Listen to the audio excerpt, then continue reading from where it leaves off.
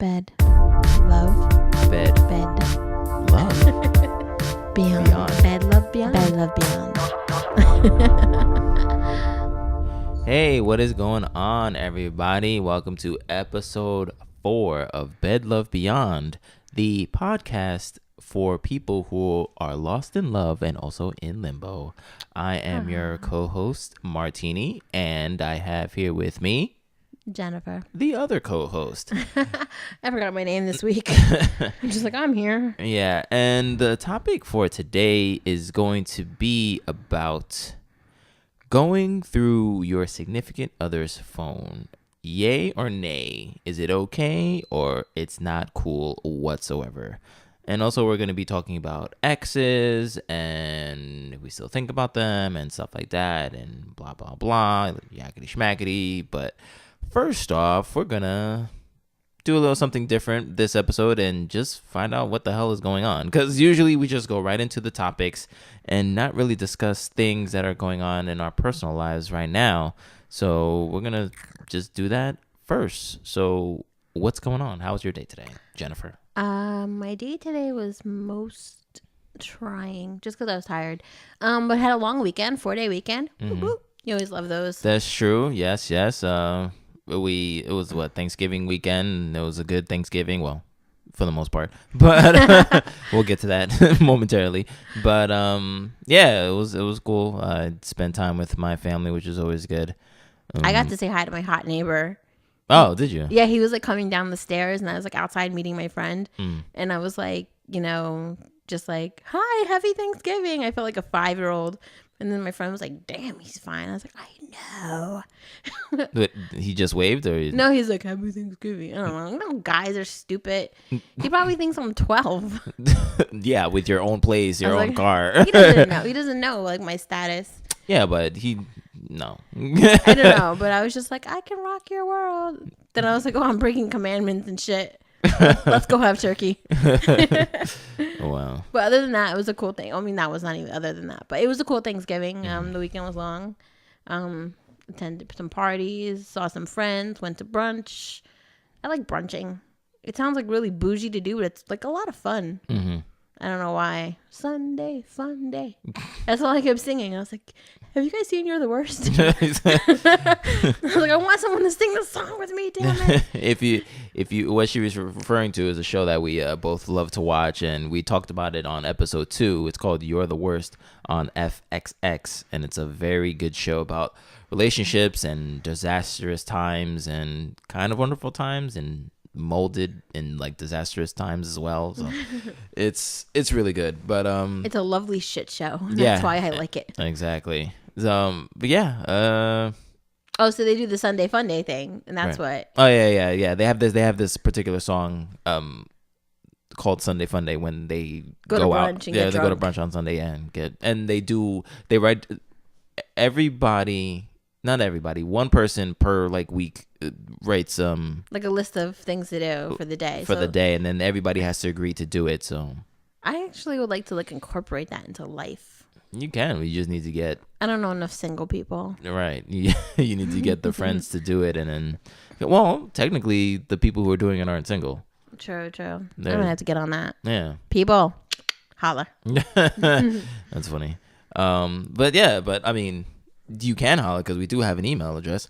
It is bedlovebeyond@gmail.com. If you want to submit any questions that you want us to talk about or any like questions that you have of any of us, I guess nothing's not too off limits that you can ask us and stuff. And we'll read your email on the air. Or if you want to like go to brunch on Sunday. Yeah.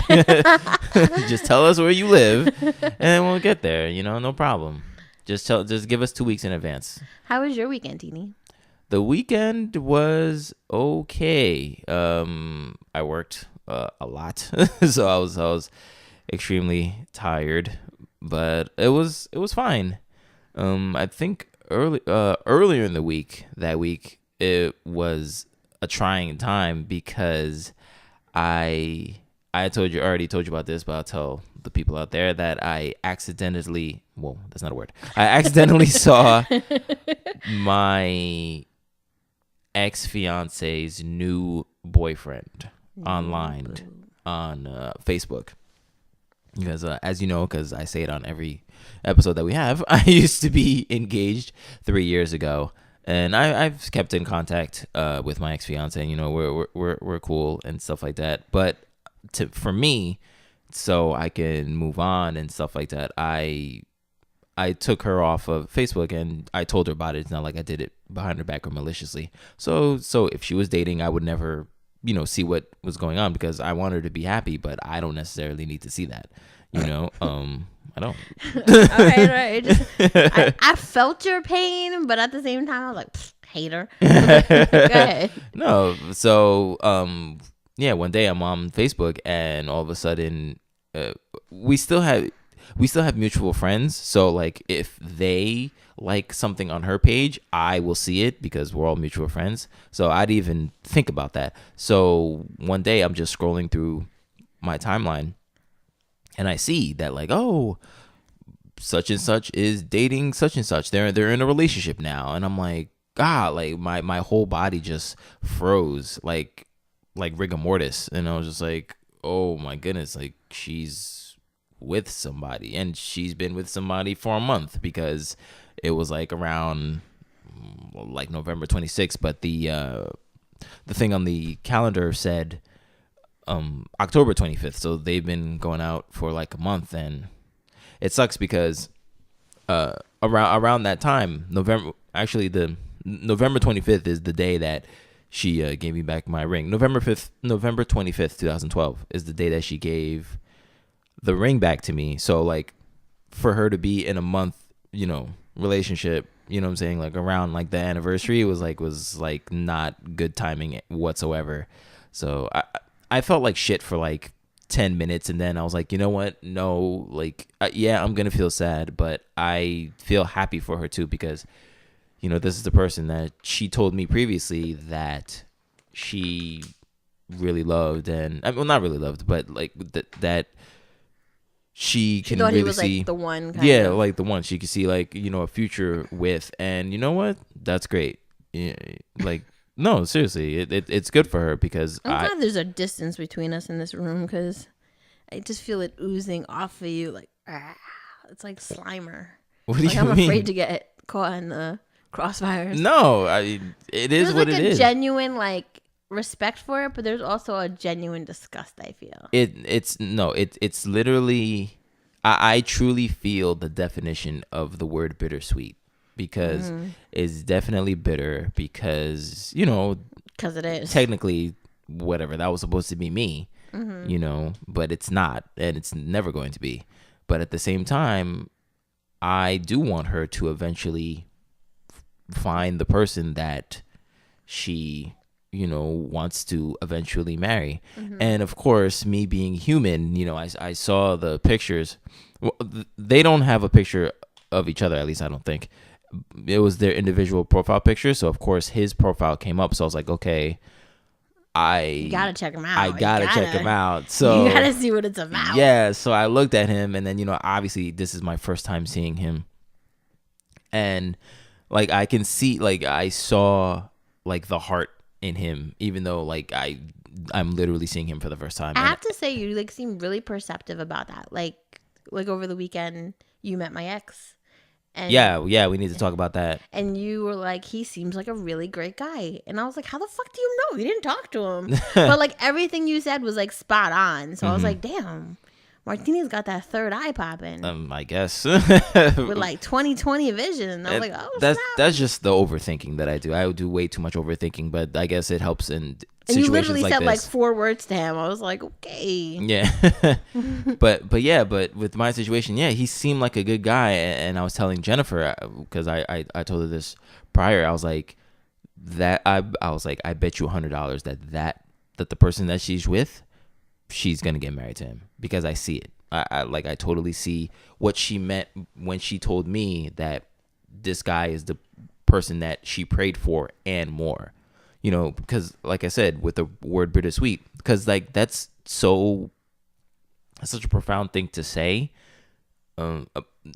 about somebody that you just met, but also at the same time, for me, I felt like I felt like shit because I was like, damn, we were in a 4.5 year relationship. Who am I? And yeah, who the hell am I? Because this guy is now the person that you love and desire. But I was telling this to a friend of mine today who I had lunch with, and he was saying that like you shouldn't look at it as, because she said that you have a diminishing quality. It's just that just because he's not quote unquote better than you, and different. Yeah, it's just that it's different, and I see what he was getting at, because like I said, I mean, like I told Jennifer, I was like, I'm glad that he didn't look like a Boris Cujo or something like that. And then she was like, oh, what, you trying to say that like you look better than him? And I was like, no. I was like, first, I would have been pissed off if it was like super duper like attractive, like better than me, because then I would have really felt like shit. Like, wow, like then I would have never fulfilled her needs or desires if all she wanted was like a superfied version of me or something like that. Compare myself to Boris Cujo. You have your moments. but then I just thought about it, and I was like, it doesn't matter if I look better than him or not. It's just that guy, regardless of how he looks like, is what she wants. So, and that's what matters. So I do like wish her the best, so I hope that works out for her, but I'm sure we'll get an update on that sooner than later. Yeah, sooner than later. But on Jennifer's side, yes, I met her ex. Speaking of exes, yes, I met her ex over the weekend, and this is the first I've heard about him many, many times, because she would talk about him and stuff like that. Not badly. Wow. She would talk about him and stuff like that. You say things when you're angry. Yeah. And this was literally the first time that I saw him, and we spent maybe 2 hours in the same room with each other, and we didn't say a word until he left. And he said, oh, nice to meet you. But he was laughing because obviously we never met. And then I was like, yeah, nice to meet you. Hi and bye. Not to say sarcastically, but to say as a joke, because like, yeah, we didn't meet, and then like he left, and then, Jennifer got a little upset, and then I was like, well, I think that he's nice. And she's like, what are you talking about? And then I started listing all these attributes that I got from him, because from what she was telling me, and you can't really go by what everybody says full force. So when I saw him, and I'm not gonna lie, I was like creeping on him hard. I was like, I was looking at him and seeing his mannerisms and seeing how he was interacting with people and stuff like that, because Jennifer gave me a side of him, and I'm seeing the other side, or at least the real flesh side. And I just gave my assessment, and apparently she said that I was right about him, like, because he said he looks like a nice guy, but I'm giving you the end result of who this guy is, because this is the first time they were mentioning him. I never really ever meant to portray him as not a nice guy, because he's a great guy. Mm-hmm. It's just we want different things, and that's like, I guess that's the hard part, because it's like, well, maybe we can want the same things. Mm-hmm. And I think in some modification we may, but we probably don't. I don't know. I haven't figured that part out yet. But yeah, I did get upset after he left, just because like when I started dating him, I was telling you, like, a bunch of my friends, we were all like, serial daters. I, a serial monogamous person, they were serial daters. Love you guys. but like we all got into like a relationship at like the same time, and like we used to like have that like little girly joke, like, oh, we're gonna have to see, like, we're gonna have to make sure we don't plan our weddings at the same time, like, because we all like felt like we found like the one. And like literally, like, there was probably like 4 of us that got into like the relationship at the same time. Like one of my friends who's like not associated with that group but still in my circle, and like literally all of them have now either had kids, or pregnant, or engaged, or like going to be married within the year. And like every time one of those events happen, it like punches me in the stomach, and I'm like, fuck. And like, as where I know like everything happens for a reason, and there's probably a reason why he and I didn't stay together. Like, being in the same room with all those people, with all the conversation of those events, and that other person who was my partner was sitting in the room and acted like he didn't even know I was there. Like, after he had left, it was like I exhaled and I was just like, I can't fucking do this. So that's why like I had like a little breakdown, minor. Tried to keep it like within like a 5-minute window. I had to just get it out. But then it was okay. No, but it was good because, I mean, everybody came to your rescue because they saw that you were distraught and they knew why you were distraught. So, I mean, shout out to all the friends that did that. That was really nice of you guys. But yeah, it was just very strange that he wouldn't even necessarily look on our end because we were on opposite ends of the room. Granted, not a huge room, but yeah, well, yeah, it wasn't a huge room. Granted, like all the boys were watching football, so they were near the television, and all the girls and myself were near the food. Well, there was a couple of guys who were like peering into our conversation when we were talking about squatty potties. Oh yeah, stuff like that. yeah. When we get together, we get weird conversations. We went into squatty potty. We went to oral sex, cleansing. Colon cleansing. Colon cleansing, and something else. I forget what. Blowjob class. Yeah. There's a blowjob class out there, a session or whatever you call it, that you can attend, and then it's a gay guy, and he's like doing fellatio on a banana. And he's evidently really good. I didn't go that time. Yeah, so we'll find out in later episodes why I didn't go.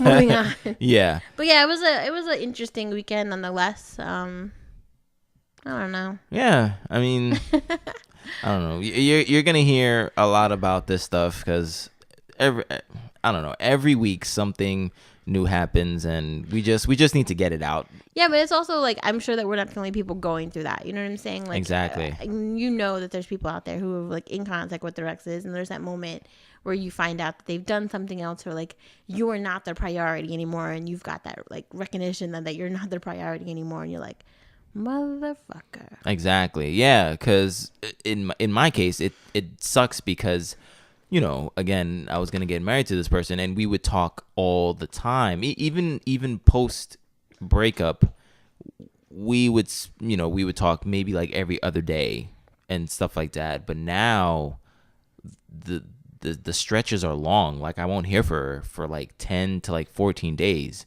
and it's not that she has to keep up with me. You know, like I'm not her dog or something like that. But like, we are friends. But you know, now that this new guy's in her life, kind of friend now. Yeah, now that another guy's in her life, it's weird that she'll only call me when she's 5 minutes away from her job. So she'll give me a 5-minute talk, like as much talk as like a woman puts on makeup in the car, like that, right. And then like, all right, I'm done. Like, I'm done. Click. You know, it's like, what? That sucks when I had all your attention, but now that I don't.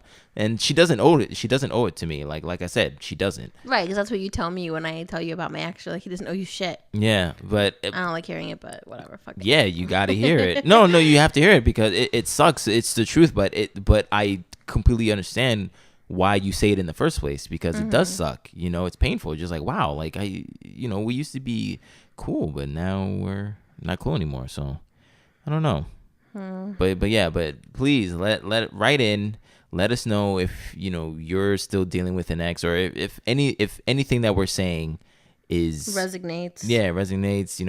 If it's relatable or anything like that, please let us know. Write to us again, bedlovebeyond@gmail.com. We definitely want to hear your stories. And please, if you don't want us to like shout your name out, whatever, please put anonymous, or tell us specifically, don't say my name, or don't even put in your name, and we'll read some of the emails on the air, and we'll just respond, because that's the whole purpose of the show. We want to be relatable to everybody, and we want to hear feedback and be a communal space for the people who are in limbo, just like the tagline says on our website. Also, the website is bedlovebeyond.com. So, yeah, but on to the first topic of going through your significant other's phone.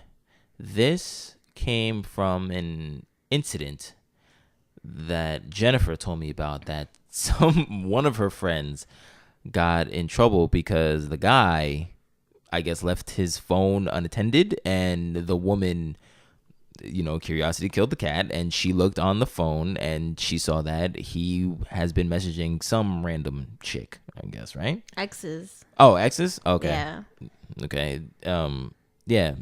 And she confronted him on it, and he was like, yo, that's not me. I didn't do that. What are you talking about? I'm like, bro, it's on your phone. Like, what are you talking about? Like, you can't even hide that. Like, why are you even arguing? She got you, but I don't know. I also had a friend once. I don't think I told you. Mm-hmm. She actually paid for the software that, like, you pay for this, like, software, and you send a text to your partner's phone, and I guess it gives a code, and then you have to put that code into, like, the app or something. And then she was getting, like, every text message she got, recordings of every phone call she got. Yo, the struggle is so fucking real.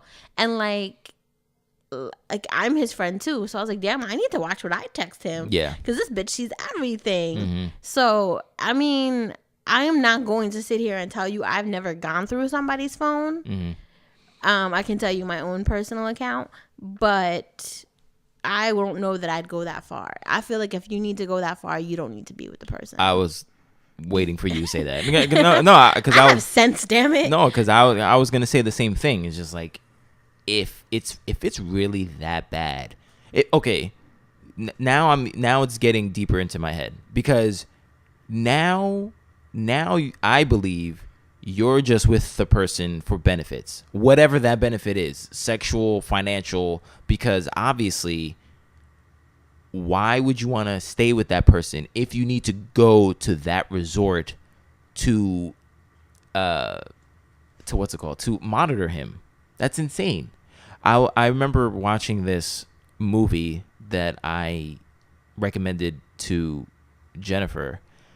It's called Men, Women, and Children. And there's a character. I mean, Jennifer Garner, she's in it, and she's a mother. And she has a kid. I guess the kid's like, I don't know, 16, 17 or something like that. And she's one of those moms that, like, I think it's called, like, swaddling or something like that, or whatever.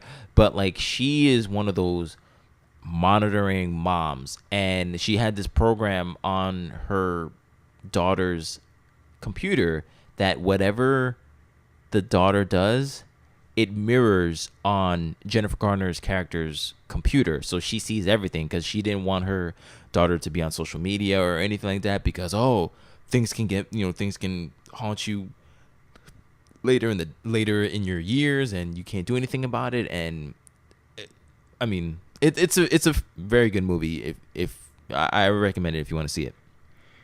But yeah, so that story just reminds me of that character, and it's like, why do you need to go so far? Because eventually, that the person, I don't know, they're gonna be on their own. Well, I guess I'm pertaining to, like, the kids now, because, like, the kid in the movie, let's say they turn, like, I don't know, like 28 or something like that, and, like, you can't monitor them anymore. Like, you have to let them be free. Yeah, that's a little, like, overzealous. Yeah, but pertaining to your friend,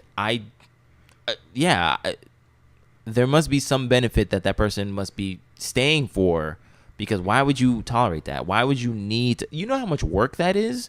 That now you need to, first you're doing all the stuff that you're doing, but now you're getting double stuff because of all the texts that he's doing. Now you're a mom, a wife, a fucking private eye. Get the fuck out of here. Who's got time for that? Yeah, even if you want to confront him about it, and obviously you have all the evidence, what happens then? The trust is gone.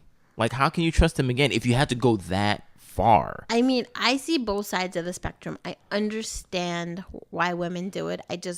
I'm not, like I said, I've done it. Like, in my last relationship, I had no reason to. I was never given a reason to. I never, even like second guessed it. Like my phone was here, his phone was next to mine. If his phone rang, I could look at it and be like, yo, so-and-so's calling. Same thing with mine. If my phone was ringing, he'd be like, so-and-so's calling. I'd be like, cool, answer it. I didn't care. You know, it was like an open book. And I think it becomes when the person starts to be like, hold on, I gotta put the password on and shit. Like, put the password on. Yo, you live here. What you need a password for? Nobody comes in our house. Right. Or like, you know, you find out they got multiple like MySpace or Facebook accounts or Zoosk accounts hidden somewhere under some hidden freaking PlayStation name. Sorry, I'm just venting. No, but like, you know what I'm saying, and stuff like that where you're like, well, what is in your phone? Or why are you always on it? I don't understand. Like my ex-boyfriend was always on his phone. And I was like, what? Who are you talking to? The one before this one? Yeah. Okay, yeah, okay. Don't worry about it. What the fuck you mean don't worry about it? You're supposed to be, you don't live with me. You're supposed to be here spending time with me and you're over here on your phone. Yeah. Like we got into like a big blowout fight with like water throwing and stuff once. It's about time. Over it because it was just like, I felt like it's disrespectful. Yeah. Because, okay, fine, you don't want to show me I should trust you, but, you know, whatever. He's the one I went through his phone. And like he was like, oh, can you help me sign up for an account on my T-Mobile account online so I can pay my bill? I was like, sure. So I got his password. I set it up for him. I knew it. And he was like texting bitches at 4 o'clock in the morning. Who are you texting at 4 o'clock in the morning? Was it anything salacious or that was enough? I mean, when you look on the bill, you can't see. It just says outgoing text message, outgoing text message. You know what I'm saying? But you don't need to text anybody at 4 o'clock in the morning. I called the number. It was a female. Okay. So, listen, I'm not going to sit up here and tell you that I've never done any crazy shit. Yeah. I've done a lot of things that I'm not super proud of, but, you know, when the moment, like, gets in you, you're like, I gotta fucking know. I need to know. Yeah. So, yeah, I mean, but I see both sides of the spectrum. Like, if you're acting shady about your phone, I want to know why now. I guess. That, yeah. I mean, but there is a deeper thing to it because we all got a Facebook or something like that, or at least we have Instagram or both, and we always see those video memes of people like, you know, a guy and a girl, like the girl trying to go through her phone and the guy like. My favorite one is the Beyonce and Jay-Z. They're like at the basketball game and he's on the phone and her eyes are like peering over, like burning through the phone. I know, like, who the hell? And I was like, Beyonce knows she's about to be like to the left with you, Jay-Z, because she's not having it either. Yeah, or yeah, they have those comedy ones where like the guy, you know, has like this elaborate code and the girl can't get to the phone and then he's like ha ha ha, you know, and stuff like that. Is because the stereotype is that the guy is, I don't know, not necessarily cheating, but like he has somebody else. When your girl asks for your passcode and he like jumps off the cliff. No, yeah, that makes you think. No, like, it does. I don't know. I guess I don't necessarily think that obviously every guy is doing that, but I think every guy wants to have maybe a sort of freedom of expression towards the opposite sex, even though they're even though they're not going to do anything, you know, because like some people have, like some guys, they have work wives, or like they see somebody on the street and they're like, hey, what's up? What's going on? You know, like very innocently, but, you know, kind of flirty, but it doesn't, it's not going to lead anywhere. I think guys like want that freedom, and then girls are like, yo, you better not leave me, or whatever, blah, blah, blah. What's on your phone? And it's like, damn, can I have my privacy? Like, why do you need to be all up in my phone? Yeah, I think we had this conversation. This is how this stemmed when I was at Comic-Con and I was online for the bathroom. There was like a younger couple. I want to say like early 20s. Okay. And she was like, and I'd never seen it like in the opposite, like with a guy with a girl. But she was like, you need to stop going through my phone and like looking at my text messages and going on my Facebook. And he's like, I'm not. She's like, what, don't you trust me? She's like, if you keep it up, I'm going to break up with you. And I was like, yo, girl fucking power.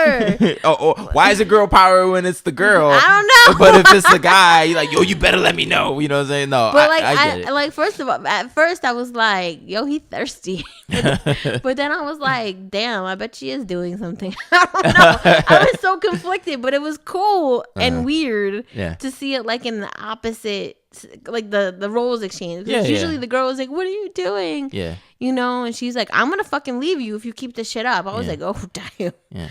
I mean, I don't know. I guess in my last relationship, I mean, I never did anything like salacious or whatever, but like, but I mean, I would let my significant other use my phone, but sometimes she would use the phone. She would use my phone for something that she could have used her own phone. Right. So I'm like, why you need, like, I don't know. She'll ask me a question. It's like, can I use your phone? I'm like, why? Because I can do this. I'm like, your phone is in your lap. Like, you can use your phone. You know, why do you need to, like, I don't know. I guess, I don't know. I don't like people playing on my phone. Chappelle Show. Throwback. I dated this guy once, and I didn't like want to go through his phone like, not that I didn't really trust him, but I went through his phone once, and it was like right after like my grandma had passed away. And I was not in a good state of mind because like both of my grandmas had like passed away like back to back within 24 hours. So I was like a little disastrous. And I saw him texting a lot, and I was like, who the fuck was he talking to? But he would like always put his phone like on in his pants or like on his coat pocket and then put it on the door. And then we're talking about like flip phone days. Okay. So like I went to the bathroom and grabbed his phone out of his pocket, and then I went to the bathroom. Right. And like I had seen a text that he was texting his homegirl, and he was like, how long do I need to be supportive for her grief? And she said, until she stops bitching. And he said, that'll be a while. And like, I was hella fucking offended. And then I like went back in the room, and I actually slipped and dropped the phone. And then I put it back together. I was like, it fell out of the thing. But then I admitted, like, I went through your fucking phone. I was like, oh God, you're fucking rude. He's like, what? I can't talk to my friends about what I'm going through. And then I felt kind of stupid because I was like, I didn't like the context of the conversation, but being semi-adultish at the time, 29-ish, I guess I understood. I mean, that makes sense, but at the same time, like yo, your grandmother's died. Right. Like, yo, and then he's all about himself. Like, yo, when I gotta freaking keep supporting this bitch. And then like, and the other chick doesn't even, well, I assume the other person doesn't even know you. Like, when she quits her bitching, shit. You know what I'm saying? Like, she was a psycho bitch. It's like, I mean, what the fuck? You know, like, I get it. You know, like, I don't know. His soul was as black as his couch, so I'm not really too concerned. Okay. But I was reading this article on Elite Daily because, you know, we love EliteDaily.com. And it gives you like 6 reasons why you should not hide your phone in a relationship. And the first reason says, Jennifer, find your glasses. Today, in many cases, your phone is indicative of your life. So basically, it's a digital age, and people's faces seem to be plastered in their phone. By preventing someone you're in a relationship with from having access to your phone, you might also be preventing him or her to access part of your life. So basically saying, like, if you're always on your phone and that's part of you, you know, whether you play games on your phone or whether you're texting something funny to somebody, by like not including that person in that, you're basically keeping them out of your life. Yeah. Like, yo, I Candy Crush it still every day. It helps me sleep. It calms me down. But like, I'm not going to sit there and hide it, you know? If I can't like beat a level, I'm like, hey, help me out. Right. So I kind of get that. Yeah, I mean, that makes sense. Right. Yeah, so, but at the same time, you don't want to have OkCupid on your phone either. You shouldn't be in a fucking relationship if you have OkCupid on your phone. No offense to OkCupid. No, I mean, it was just the first thing that bumped in my head. But yeah, if you have a dating site, if you have a dating app on your phone while you're in a serious relationship, that's an issue. You just committed a party foul. Yeah, you need to handle that. So number 2 is there isn't anything you could find on there that your partner wouldn't say to you. So basically, if there's something that's on my phone that I can't say to you, then we shouldn't be together. Like, I should be able to tell you everything. Not you personally. I mean, No, I know. Yeah. like, you and my partner, I should be able to tell you everything. Like, if I text my boy, whatever, my girl, like, oh my God, I had the worst day today. I had horrible cramps. I should be able to tell you that. Even though some guys don't want to know. I mean, I should be able to tell you that. Yeah, if I'm upset about, my family or something, I should be able to call you and tell you that. I shouldn't have to, like, whatever. Or it shouldn't be something that you wouldn't be allowed to see on my phone. Yeah. I think I skipped one, actually. That's fine. It says your partner isn't guarded by a password. So it says when you're in a relationship, you should have full openness with your significant other. The concept that they can't follow. This concept can't follow a sometimes policy. So it's an all the time thing. Like, you need to be open with that person all the time. There shouldn't be some time where you feel like you can't say something, kind of like what just followed it. A 4-digit password is a barrier between you and certain aspects of your partner's private life. I don't know. That feels like you're on the outside of something important. Right. Do you get that? Yeah, no, I do. I guess everybody's different because, like I said, like with those video memes, they always have a password on it. I don't have a password on my phone. I don't need it. I guess I don't need it because I always have my phone on me. Like, right. I rarely not have it within arm's length. I don't know. Maybe because I don't want anybody to go through my phone, but I don't have anything like on my phone that somebody can't see. But the password thing, it's a big deal because some people are like, well, the password's there for a reason, right? So, like,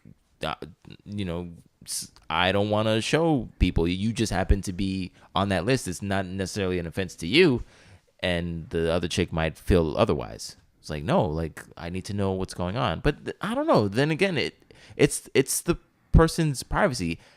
This might be a bad analogy, but it's like going through your girl's purse. Like, would you want I know a bitches dude, that do that. No, but would you want a guy to go through your purse? Like, it's your shit. Like, you have your stuff in there. Yeah, like, I don't listen. Like, no, you got your Kotex and all that stuff. Yeah, but some dudes are uncomfortable with that, and those are the dudes that can sit home because I don't really want to deal with it. Listen, because if I need you to go to the store to pick me up, Kotex or whatever the case may be, I need you to be ballsy enough to be like, boom, wings, bitch. I'm saying that's just where you need to be at. Right. I mean, I've never had a problem. I know guys like, I don't want to go through your purse. I'm like, just get my freaking chapstick, dude. Like, yeah. The keys are on the bottom of that bag somewhere. Yeah. It's an endless hole of garbage. Right. Might be a piece of gum. Who knows? Right. But or a diaphragm. I don't think people do I'm that. just saying. Like, I think that's why dudes don't want to, like, nah. I know, but this isn't purses, that's all you, yo. This isn't 1978. There's no, like, diaphragms lying around. They'd be like, is this a retainer? Oh, God. But I mean, I do have a passcode on my phone, yeah. But that's because, like, when I set it up at AT&T, it said make a thumbprint. I was like, oh snap. Well, I guess that's different because that's how the phones are now. But in retrospect, like, I do in-home therapy when I'm not doing everything else, and those kids grab your phone. Oh yeah, true. And I'm like, you don't need to see my, like, sexy selfies. Yeah, yeah. Like, right. Yeah. Like, that's a lot of cleavage, Miss Jen. No, yeah. son, sit down. Yeah, exactly. So also on Elite Daily, it says phones can separate, they can create a separate reality. So whether you choose to accept it or not, phones can often create an entire separate sense of reality from one's own physical life. If this weren't the case, catfishes would still just be ugly fish and not an ugly person posting as a hot chick behind a phone or a computer screen. While you're pretty confident your girlfriend or boyfriend isn't living a double life, inside that iPhone, you can really never be too sure in today's era. This is very true because some people be stunting on Instagram and, like, they're like, yo, I'm popping bottles, yo, I'm chilling with this chick, all this stuff, and then you find out that, like, they're booed up with 3 kids and all that stuff, and they're like, yo, your Instagram life and your real life does not match up. What's really good? What about if your man has Instagram and you didn't even know? That's true too. You know what I'm saying? Like, Yeah. And then like I don't know, like you find him like accidentally, and you're like, what the, like, when did he go to this party? Like, I thought you went to like Ralph's. Nah. I went, to the club. When was that Club Echo? What? Yeah, exactly. Echo my fist up your head. I don't condone violence. The last one says it's not an extra limb. People should stop talking on their phone. Oh, taking their phone so seriously. I don't have my glasses. Sorry, people. For many hacks, it's an extension of their hand, and they treat it with as much seriousness as a part of their body. I do that. I'm not gonna lie. Like, I can't go anywhere without my phone. I get pissed if like my phone's not near me. I like my phone. I'm sorry. I get nervous. Mm-hmm. Like, if I leave the house without the phone, not because I won't be able to talk to anybody, but I'm like, oh, if I break down, yeah, what would happen? Right. The same thing that happened in 1998 when I went to college. Mm-hmm. Somebody stops, but then I'm like, oh, what if I get raped? I don't know. Right. No. Too much SVU shit going on. Apparently. But I mean, that's pretty much what you tell yourself, or you have that discussion in a relationship. Like, this is not why we should be concerned about each other's phones. We should just be in the moment. Yeah. But I just think, like, if you open the door to a relationship and you don't have that immediate trust, then you should go home. Yeah. Like, go hard or go home. Like, don't sit here and be like, well, maybe I'll start to trust him one day. Mm-hmm. No. Personally, I like when a guy doesn't even like bring his phone out. Mm-hmm. Like, you're with me, you're hanging out with me, we're getting to know each other. Your phone doesn't need to be on the table. Right. Or like, in your hand. Right. We're going out for lunch, your phone doesn't need to be in your hand. Yeah. I know I'm guilty of that, but not if I'm like initially meeting somebody. Yeah. I try to be like very conscious about like, put your phone away. Mm-hmm. That makes sense. Yeah. I don't know. No, that makes sense. But apparently it's a huge problem in today's society. It is. We are all phone crazy. But what is the next thing on the list is, what is this? Yes. Because usually, well, not usually, because Jen said in her case, in her case and her friend's case, they were talking with their exes and stuff, and it kind of made me wonder, like, everybody wants to keep up with their exes and stuff, and like I said at the top of the episode, about like my ex and Jennifer's ex over the weekend is like exes. I wanted to come up with something else, like, how do we not bypass, but how do we try to see if we can avoid not being in their lives anymore, so we can move on and they can move on. So I pondered the question, like, do we avoid situations that bring back memories of our exes? Like, do we do that? And for me, I kind of do, because like I said, like we kind of referenced this. I forget which episode, but we talked about time hop and how the memories of our exes like come back, and it's like, like I didn't want to see that and stuff like that. But we do it to ourselves because we don't know when time hop is gonna do its thing, and interrupt our whole day and our whole flow. So it kind of messes us up. But I would do there'd be definitely stupid things that I would do to avoid things that bring back memories, like, and Jennifer can attest to this, that I would like sometimes not do things that I would enjoy. Mm-hmm. All right, calm down, Jen. No, because that really pissed me off. Do you want to take it away from me? what I'm talking about? Can I say? Go ahead.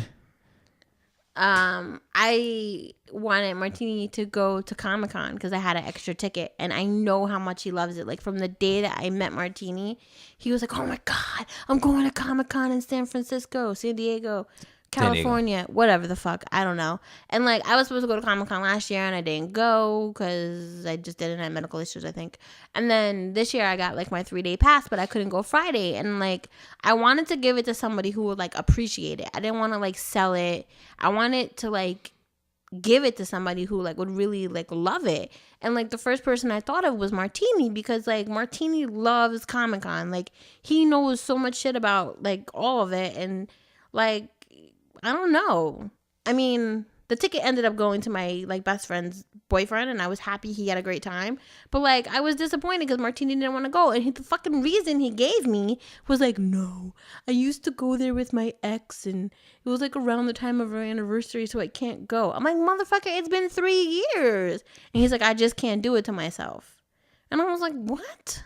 Yeah, it was that serious because like I was pissed. I'm still pissed. Sorry. yeah, it was really bad because, and just like she said, because our anniversary was like it was October 6th, and usually New York Comic-Con would fall around that week, like the 10th or the 12th, or like the 9th to the 14th, well, whatever, like something like that, so every year, like a guaranteed anniversary present, we would get that for each other, and of course we would do other things, but like that was our thing. And because like I said that we were engaged and stuff like that, it was almost, we were creating a tradition, so it was pretty cool because the thing is, you have to understand with me, and I know I'm generalizing, but usually I have found it difficult for people to find women that are into the same things that I am, because my things are not cliche, but they're very small. I don't care what the box office says and stuff like that about like, oh, all these movies are making billions of dollars, which they are, because the majority of like the world is like watching them. But the thing is, when the people watch those movies, they get to leave and then they get to go back to their regular lives. But with me, like, I'll watch those movies and continue to watch the subsequent like shows or read the comics or like play those specific video games, where those mainstream people, they watch sports or whatever and they get back to things that are popular with everybody else. So when I met my ex-fiance, and I was talking about the first Comic-Con was the first New York Comic-Con was happening, and I was kind of almost embarrassed to like tell her, because because like what I just said, because you didn't want her to think you were a nerd. Yeah, or whatever, or like yeah, or like girls like nerds, Teeny. Yeah, okay, but but I was like, yeah, I'm going to this thing called like Comic-Con, so like I don't know if you want to go. And she was like, what? Like, of course I want to go. I was like, wait, what? Like, what are you talking about? And she was telling me that like all her previous boyfriends never wanted to go because they thought that it was corny, because they were thinking very stereotypically, like, oh, like nerds with glasses that can't get any women, go to those things and stuff like that. I just want to add an interjection there. Good. I went to Comic-Con. Right? Yeah, exactly. Ladies, do yourself a favor. Check it out. Yeah, go to Comic-Con next year.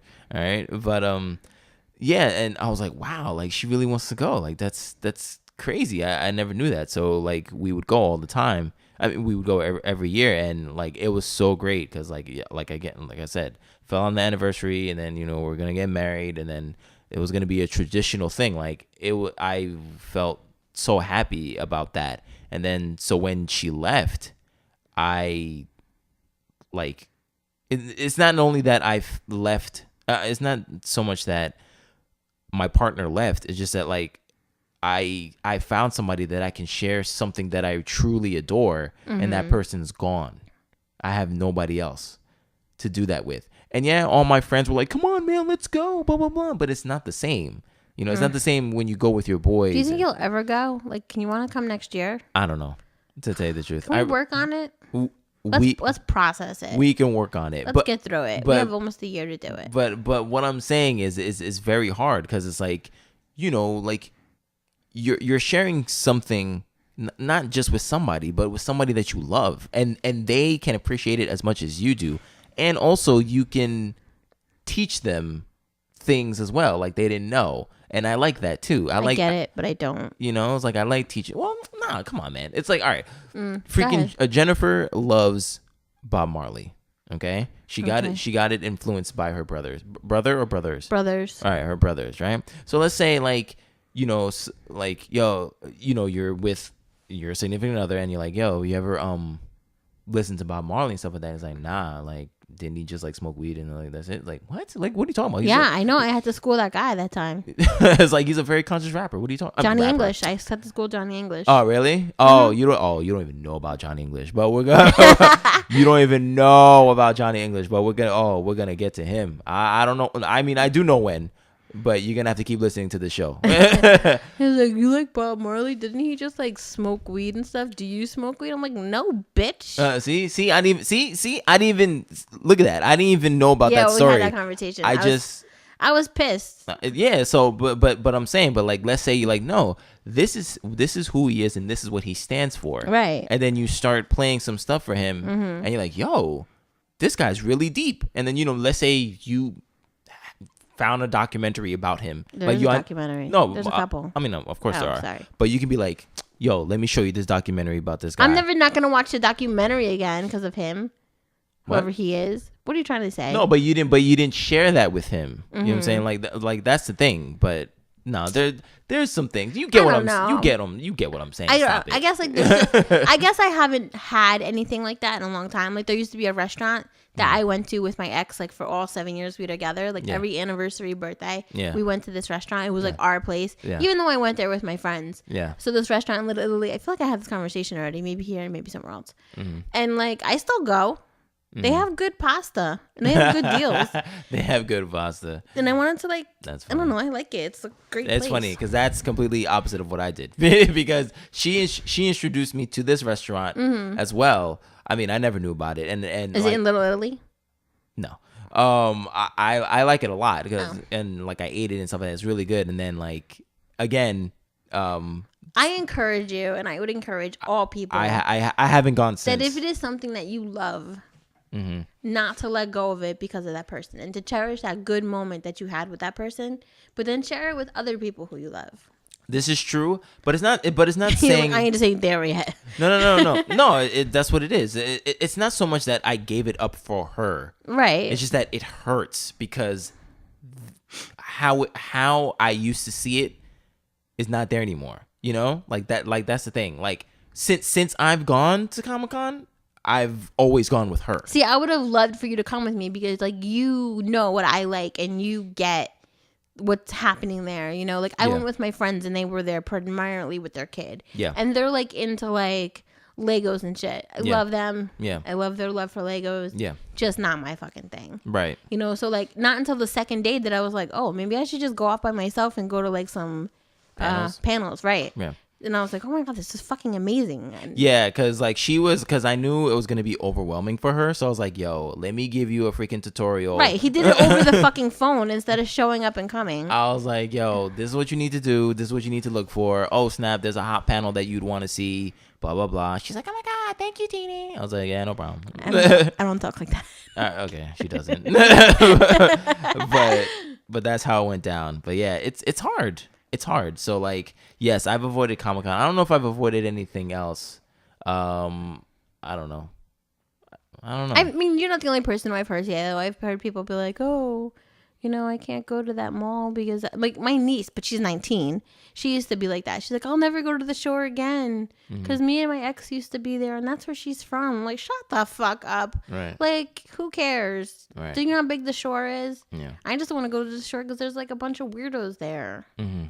Like, but I mean, originally, like Florida is my sacred place, and it's kind of become unsacred because, like, I was like, oh, I'm never gonna bring anyone to Florida that I don't feel deserves to be there with me. Okay. Because it's like my home away from home. It holds like a very like deep thing to me. It was my grandma's home away from home. So like everyone who I've brought there have been like important people to me. Yeah. And like. 2 of my friends that I brought there, I'm no longer friends with anymore because of the trip to Florida. Because they didn't like appreciate it the way I did. And they like took it upon themselves to do like their own fuckery. Right. And like acted like assholes. So like by the time the trip was over, like we just weren't like on the same level anymore. And it's not like I got mad at them. It's just like whatever dumb shit occurred. Yeah. You know, and then it brought like two of my exes there. Right. And now they're exes, but Yeah. they've been to my sacred place. Mm. Like, I'm like, damn. Mm-hmm. So it's like weird, but I'm not going to not go back to fucking Florida. Yeah. I'm just not bringing anybody there anymore. like Right. my one or two friends who like I'm close with, they can come with me, but the rest of y'all, I don't know. Kick her out. Actually, a couple my female friends can come. No male guys can come. Right. Sorry, Teeny. You're so bad. Yeah. So going along with the theme of memories, I wanted to ask another logical question, or the one following that is, are there any songs that you associate with your ex or exes? Sorry. I just got creepy. Yeah. I definitely there's a lot. I remember I kept like a list. There's probably like 4 or 5 that I know of. There's one with a girl that I kind of dated. Whenever I hear Snow Patrol, chasing something. Oh, Chase. No, not chasing. Like if I lay here. Yeah. That song. I forget what it's called. Yeah, because she would call me. That song makes you want to be in love. Not me. Okay. No, it's because I'll definitely talk about her in a later podcast, because I definitely need to get that off my chest. Oof. But she would. We were listening. The song came on while we were in her car, and I was getting like affectionate with her. I was getting all like intimate, like holding her and stuff like that, and holding her hand. And she was like, "Oh, you're such a cuddle bug." I was like, "Yeah, I'm like, I like to cuddle and stuff." So that's when we like first made out and stuff. But like, yeah, a couple like months later, like the shit hit the fan, and then like every time I hear that song, I'm like, like it doesn't necessarily bring me back to that time. It just brings me back to her. Mm-hmm. And I recently found out that she just got engaged. Wow. But yeah, but I messed with her like a long time ago, like 2006. So yeah, she's marrying the person that she went out with after me. Good luck, Chuck. Yeah, right. Yeah. I'd have to say my song would be Music Soul Child, Love. Oh, still warms my heart. All 3 chambers. Oh. I only have 3. I know there's 4. I know when people are like, she's dumb. Yeah, I remember I was hanging out with my friend, and I don't remember where we were going. We were like on that road that's like along West New York, I think. Mm-hmm. That like he was driving, and I think my friend, this girl who I was friends with, I think she was like in the front. We're not like, we're Facebook friends now. We're not like friends.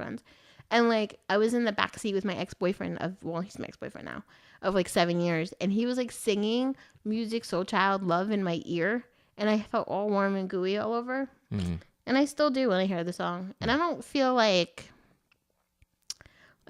oh, I miss him. I just feel like now I feel like that was such an awesome moment. Mm-hmm. Like, and I cherish that moment. Like that exact moment. I still remember how I felt. I still remember feeling like loved, and it was so nice. And I don't even get angry about it. I'm just like, oh, that was cool that I got to experience that. Right. See, this is the funniest thing between Jennifer and I, because I can already tell that her music selections are going to be positive and mine are going to be dark as hell. Because all my musical memories are of sad moments or like sad things, and hers are going to be positive. So that's good. So we'll have like both sides. You have another I know. One? I'm just trying to think now, because I want to prove you wrong. That's what I do to people. I'm gonna have to think about it. There's another song. Try to think of a good one, a good memory. Not possible. There's another song. Negative Nancy. That's recent. Well, not recent, but it's like you'll know what I'm talking about when I tell you.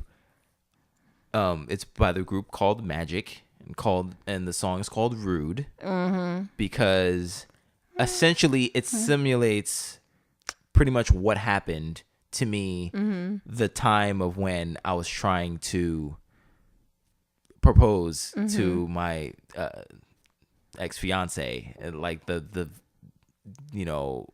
I asked the dad, it was like, hey, can I have your daughter for the rest of my life? It's like, say yes, because I need to know. And he's like, nah.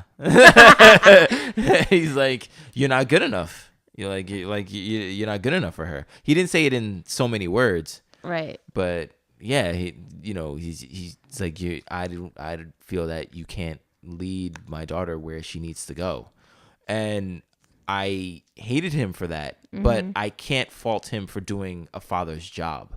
He's supposed to protect his daughter, but that doesn't mean that I didn't feel what I felt. And I was like, that's messed up. But the very cool thing is, I haven't seen this guy in 3 years until one day I went out to dinner with Jennifer and her cousin. Did we talk about this last week? I feel like we did. Did we?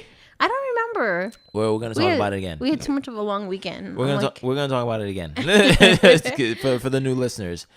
I saw my ex-fiance's parents. I saw him too. Yeah, she saw him too for the first time, I guess. Ever? How would you? Yeah, how would you see them any other way? But yeah, I was. Yeah, we were having dinner, eating, and then Jennifer's cousin is speaking to me, and then out of the corner of my eye, I see this couple sit down, and I look, and I freeze, and she's like, "What happened? What's going on?" And I'm like, "It's my ex-fiance's parents. I haven't seen them.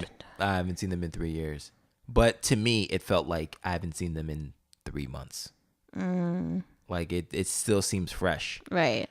And I'm like, oh my goodness. And I kind of see them going back and forth, like bantering with each other or whatever. And I'm like, I don't know. I wonder what they were talking about. I don't know. He's like, oh, I'm going to go say hi to Martini. And she's like, don't do it. I don't know why I think she has an accent. She does. And good. I wasn't being a prick. So like Jennifer was like in her phone because this was the day of the Paris attacks. Oh yeah, that was happening. So she was in her phone, so she wasn't necessarily paying attention until she like brought up her head and she was like, "What was going on?" I'm not dating you. I don't have to pay attention. I was like, "What's going on?" And I was like, "Yo, like those are like her parents." Like, no way. Yeah, it was so surreal. And then we're eating, and then all of a sudden, the dad comes up to our table and he's like, "Martini, how are you? How you doing?" He extends out his hand, and I'm like, "Oh snap!" I was like, "How you doing, sir? How are you?" He's like, "Oh, I'm doing fine. Just wanted to say hi to you." Okay, you think you were that nice, but you were really like a little standoffish. Like you're like, "Yeah, hey, how?" I don't know. I felt like you were like very stern, but I liked it though because you were like, "Yeah, I'm a man. Go fuck yourself." Like, I don't know. That's the swag I felt like you gave up. I don't know. Maybe that's how it was, but you were a little stoic. I was more in shock that. Okay, so maybe that was shock and not stoic. He didn't have to say anything to me, but I appreciate that because like, it wasn't necessary. I think with that, he wasn't necessarily saying that I was a bad guy, that I was inherently a bad guy. Mm-hmm. It's just that I just wasn't good for his daughter. Let me just tell you something. Okay. It doesn't matter who I date. Like, it doesn't matter what they have going on. My dad still doesn't like him. Not even not like hate him, right? But he's just like, oh, he's stupid. He's this. He's that. Like, you don't even fucking know him, right? It's just I'm the only girl out of like 5 kids, right? So like the pressure's on. Like, but the pressure's on is because he knows what that guy's thinking or what he needs to do to get you. Because your dad did that with your mom. No, my mom chased my dad. Fuck what you heard. No, but essentially, but that's what happens. That's why fathers are so overprotective. They're like, yo, I know what he freaking wants to do because I did that to your mom. That's why you're here. That's why you're here today. I mean, I think he knows at this point that like I'm a take no shit kind of kid. So right. I don't think he's too worried. Well, I will stab a motherfucker. No, I'm just kidding.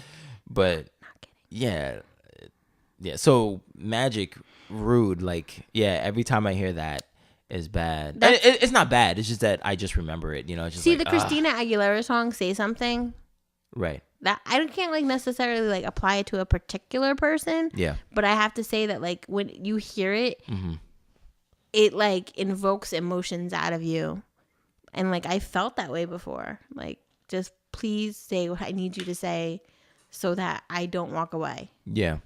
Please. Right. And then they never do. Right.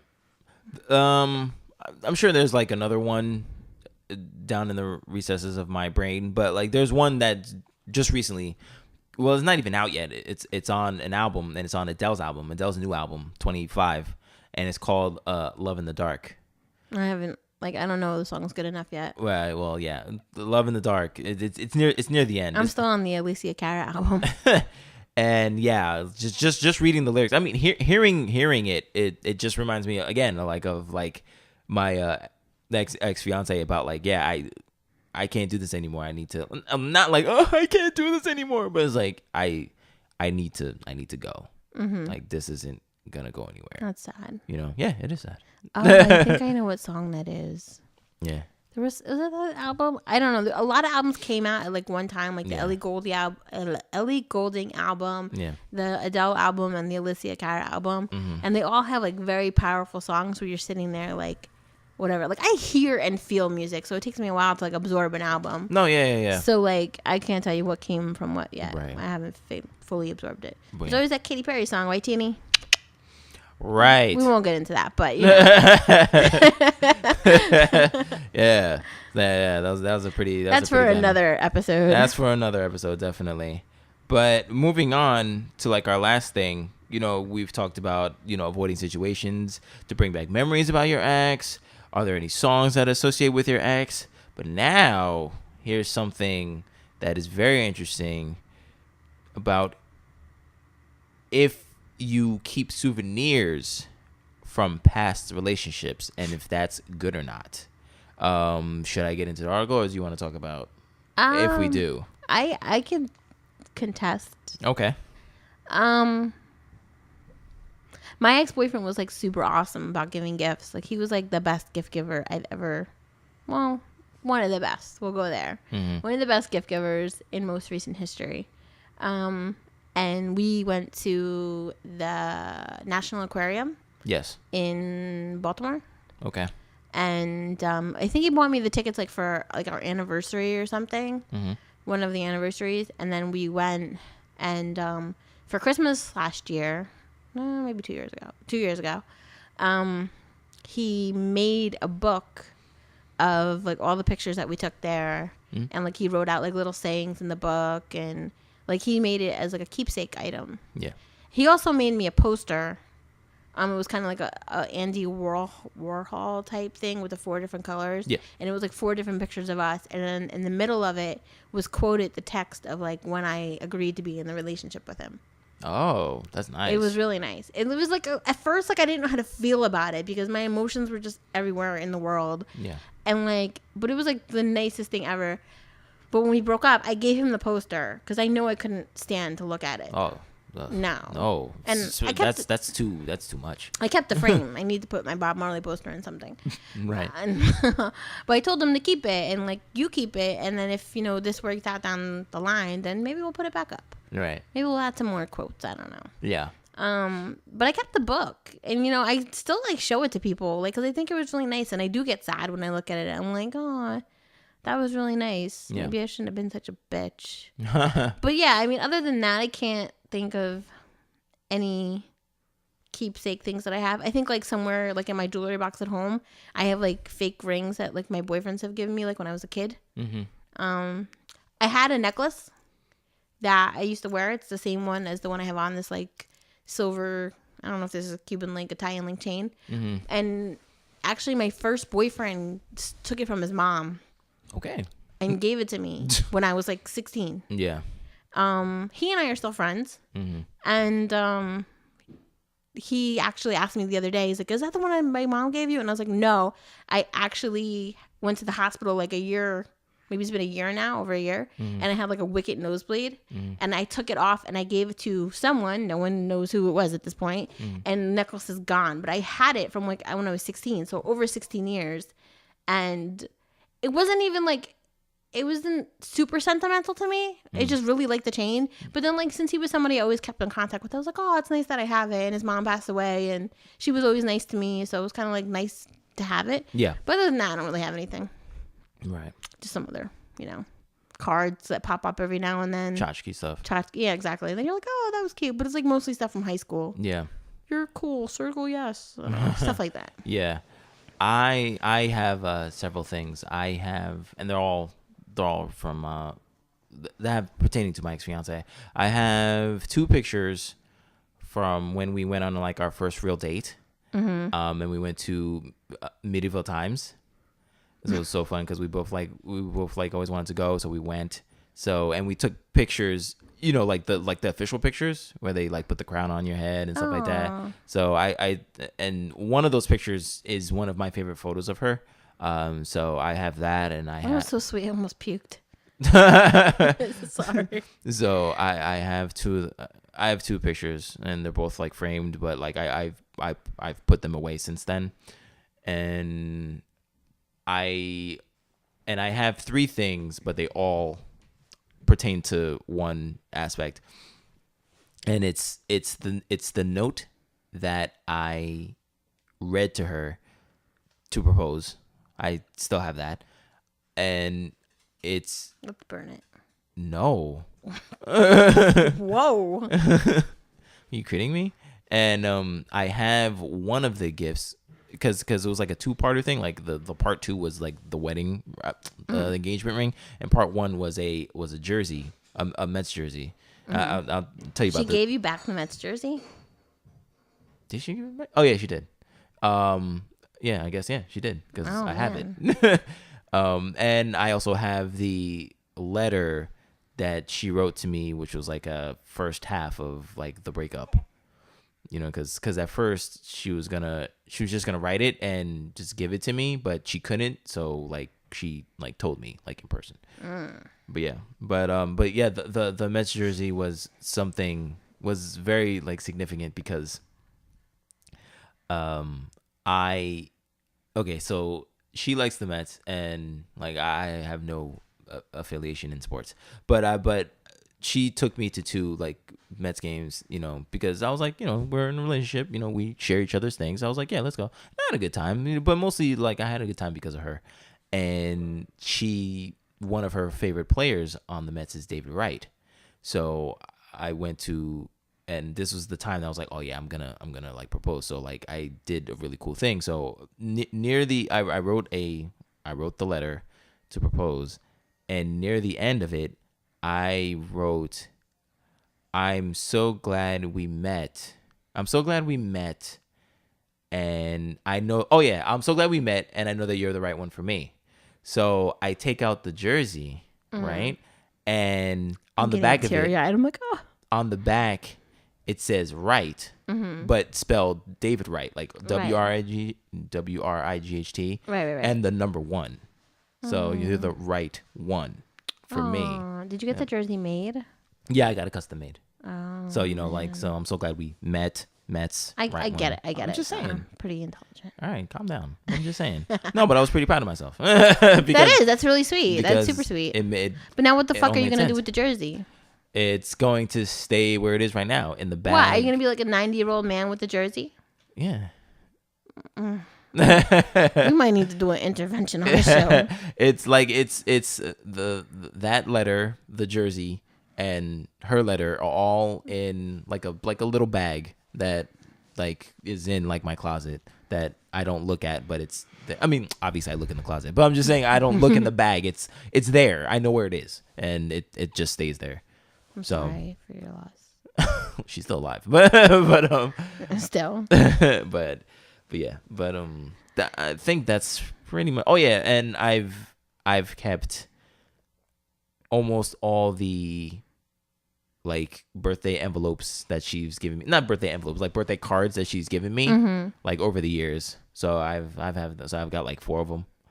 So those are Those are the I had to souvenirs have that my I can- cards, the cards from my ex, and they're in my work desk. And every so often, when I'm digging for a pen, I find them, and I'm like, oh man. Yeah. So Although I did find a card the other day in my like magic picture box that I got from my mom's house from my ex boyfriend of 7 years. He really loved me. I don't know what happened. Like that's the kind of love kids dream of. Right. So we, we wondered like if like is keeping souvenirs is like a good thing or a bad thing, and I found this article. It's from thestir.cafemom.com. It's a website. Yeah, that's a website. No disrespect. Yeah, that's Hashtag. and it's called, and it says that the title of it is called keeping souvenirs from past relationships is smart, and it goes as follows. When I first started dating my husband, I was going through his drawers when I found out some photos of an ex-girlfriend of his. I had never seen them before, and they were somewhat intimate, clearly intended for his eyes only. I made him cut them up and throw them out. Clearly, I had issues. More than a decade after that incident, I had some distance and much more confidence in our relationship, and I feel sort of bad about what happened. I have books with photos of ex-boyfriends buried inside, gifts they gave me sitting in my jewelry box, and books we shared on my shelves. For one woman, in the New York Times Modern Love column, her boyfriend holding onto his ex's slippers proved almost disastrous for their relationship. She thought it was wrong, but I don't. I wouldn't want to get rid of them either, and not because I'm still in love with any of my exes. The fact is, when relationships end, it's sad, but the years, or months, or weeks you spent together don't end. There is usually some form of love there, and keeping a souvenir of it isn't that bad. Imagine breaking up with a best friend and not keeping anything of that person. Some might think that that is the best way, but others would want to at least have something to commemorate that relationship. Breakup or not, that love happened. Also, when two people break up, throwing out the other person's things seems unfair, but so does keeping them. I have photos of exes, but I did take all of the stones from various pieces of jewelry given to me by my exes and made new pieces for each of my 6 bridesmaids. It was nice for them to have keepsake pieces I designed, and it was a nice way to get rid of those stones, but still keeping their meaning. That's ingenious. Today, I wouldn't even balk at my husband having a photo of his ex. He doesn't, but if he did, I wouldn't mind it at all. I am secure enough to know that there are some things in the past that I wasn't a part of. I am okay with that. Do you care if your husband keeps relics? I don't have a husband or a boyfriend, so. Well, I'm just saying. Would you be pissed if a significant other had things rolling? I mean, had things. I guess it would depend on what it is. I mean, if he still had her bra strap, would you be pissed? why the fuck would he need it? Like, it doesn't matter. He has the bra strap. I think like decent pictures, Right. like, not of like boobs. Yeah, not or, scantily clad or whatever. Just like, oh, we were at the park. Right. I mean, the stuff like that. Like, you want to show your kids, like, oh, and I was dating this girl, and I don't know. I haven't really put much thought into it. I mean, as long as it's like not anything like whatever. Like, let's say some girl gave him like this really awesome globe. Right. I'm not gonna be like, you need to throw out the earth because like, you need to throw out the earth. We're not having the world in my house from some hoe. Right. But I mean, I know this girl. I used to work with her. She got married to one of these guys that I dated, like when I was in college. Okay. And I found out like a really weird way. Like I found out like because like I knew her last name. And then, like, another mutual friend at work was like, oh, yeah, I went to this girl's wedding. And, her and her husband are, like, so nice. He's so funny. And, like, I knew the last name. And I was like, is his first name blah, blah, blah? And she was like, yeah. Now, there's not too many people with, like, that first name. Yeah. So I was like, oh, my God. And I was like, does he look like X, Y, and Z? And she said, yes. Mm-hmm. So, like, everyone in the office knew that I used to date her husband. Right. And she was, like, one of those people who was, like, super overprotective and, like, very... like just jealous of everything. Yeah. And coincidentally, like she looked like a smaller version of me. Okay. Like she was like short, dark hair, she was just very tiny, tiny, tiny. Yeah. And big mouth. So like one day we all went out for like a Christmas party and everyone was drunk. So somebody was like, guess what? Jen used to date your husband. And she like stopped dead in her tracks. And she was like, "You're little Jen." I was like, "What?" I was like, "I'm just Jen." Right. And she's like, "I found letters from you and stuff in his room when I was cleaning his room." I was like, "He kept them?" That's the first thing that you think about. I was like, God. "Oh, maybe I meant more than I thought." Like, cause we never did anything like physical, but like Yeah. I did like him. Like, I feel like he was older than me and like he taught me things. Yeah. I don't know. It's like, you should put lotion on when you get out of the shower. I was like, "Okay, whatever you say." I'm like 19. I'm like in college. I'm freaking lucky if I had a bottle of lotion anywhere. Right. But I guess like growing up, it was like, oh, maybe that's what you do is you keep things to people who are important to you, and it was like one of those things. But then I put myself in her shoes, and I was like, if I found some weird letters from a woman, I'm pretty sure she made him like burn them or something. She hates me. Oh, the woman? Yeah, well, I mean, we were friendly. Right. We worked together for years after that. Yeah. But we never once like mentioned like her husband. Of course not. You know, because we're so much alike that we did get along, but it was never like, oh, and like that day she's like, "I'm gonna call him." I was like, "Don't do it." Yeah, but I'm sure they. But she said like he had letters from you, and I was like, first of all, I didn't really remember writing him letters. Yeah. But I have a postcard from him, so I guess we did. Well, she wouldn't lie. No, true. But I mean, I didn't know I had a name. Right. That's awesome. Yes. You mean something to somebody. That's always a good feeling. Yeah, it is. So yeah, I mean, I don't know. I have to be in the situation to know whether or not I would care if they kept things. I don't know. It is weird. I remember when I dated one guy, like he had a picture of him and his ex, like he had like a bag, his overnight bag when he would come and stay, and like there was just like a picture. You know, like when you go into those photo booths and it does that fake drawing picture. Oh yeah. There was like a picture of them, like just like at the bottom of his bag, and he was like, "Oh, I didn't even know this was in here," and I was just like.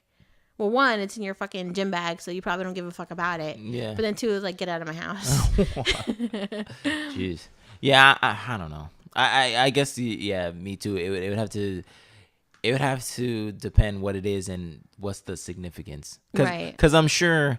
Let's do the role reversal for me. I'm sure if I ever find somebody that she wouldn't be too happy if she found out about the jersey. Right. I was just thinking, like, if I start dating someone else, are they going to make me throw out my fucking aquarium book?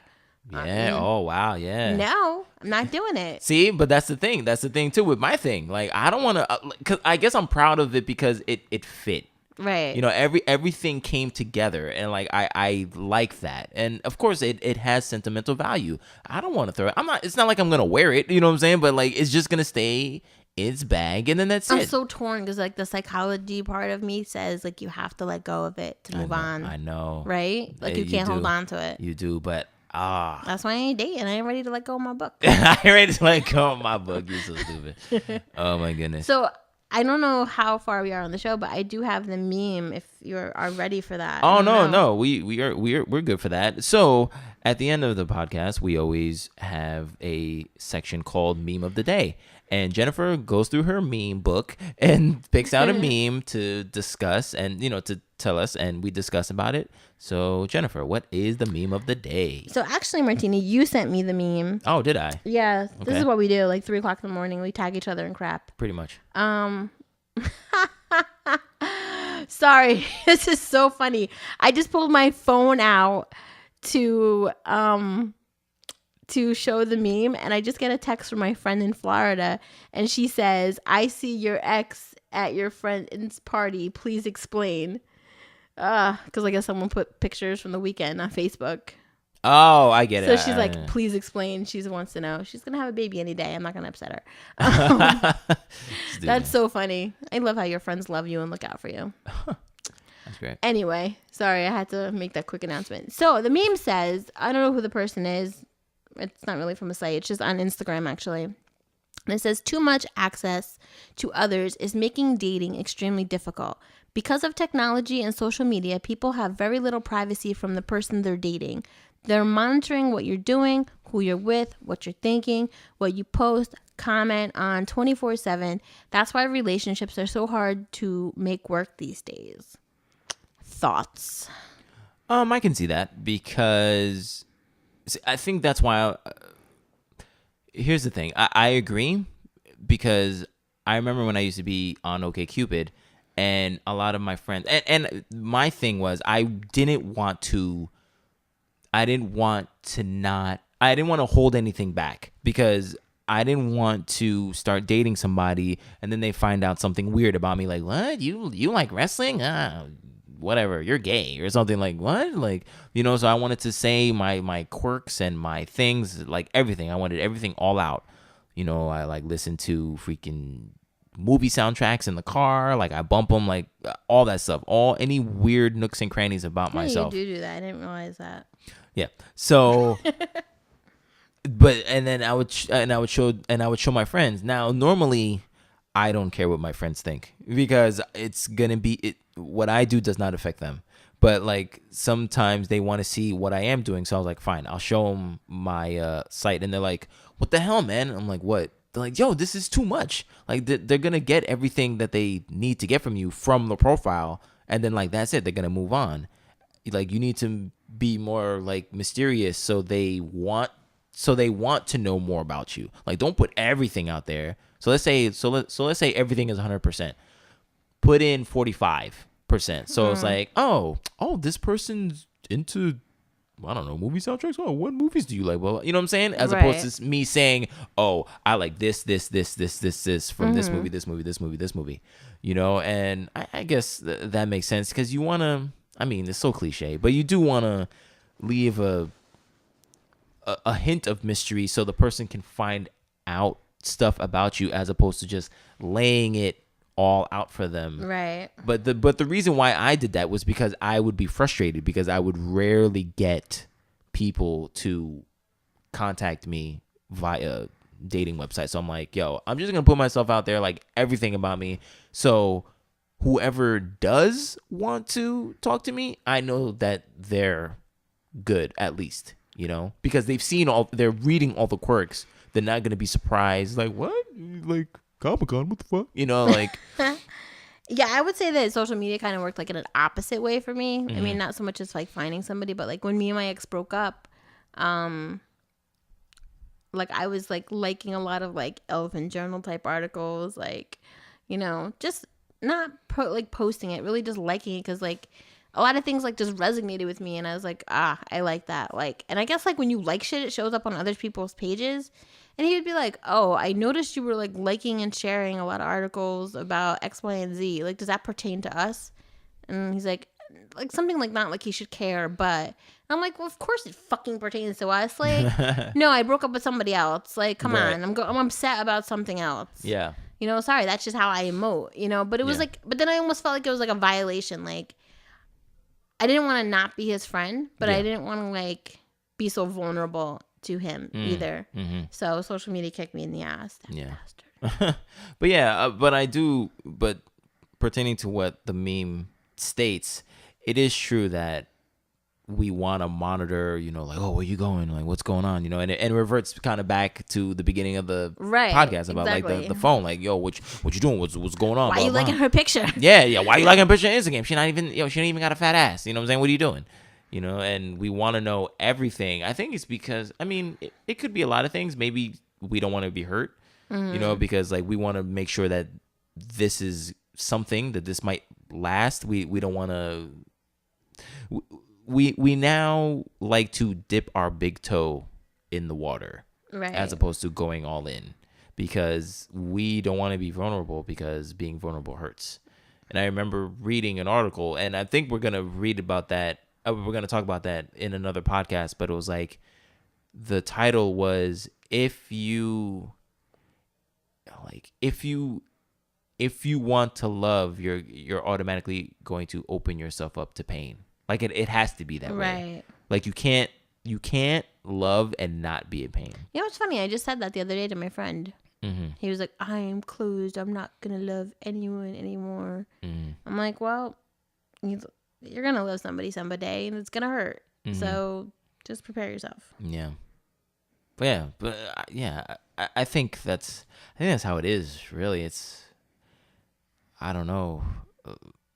It's because there's so many sites that you can follow somebody on, like, and it's so crazy because you can't necessarily not unless something disastrous happened, you can't take them off the sites.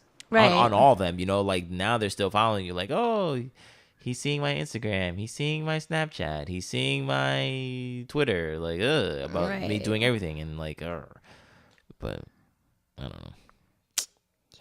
Yeah. On that note, this is the end of the show.